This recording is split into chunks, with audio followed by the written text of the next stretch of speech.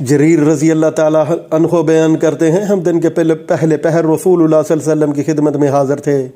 کہ قوم آپ کے پاس آئی، ان کے بدن ننگے تھے،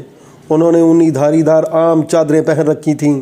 اور وہ تلواریں حمائل کیے ہوئے تھے، ان میں سے زیادہ تر بلکہ سب کے سب مصر قبیلے کے تھے۔ جب رسول اللہ صلی اللہ علیہ وسلم نے ان پر فاقہ کے آثار دیکھے تو غم کی وجہ سے آپ کے چہرے کا رنگ بدل گیا۔ آپ گھر تشریف لے گئے، پھر باہر آ گئے۔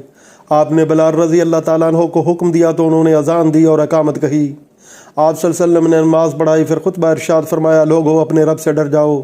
جس نے تمہیں نفس و عہد سے پیدا فرمایا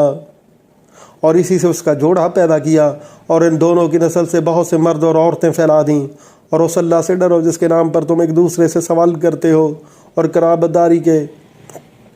تعلقات منقطع کرنے سے ڈرو، یقین جانو کہ اللہ تم پر نگراں ہے۔ اور سورہ حشر کی آیت تلاوت فرمائی، اے ایمان والو اللہ سے ڈرو اور چاہیے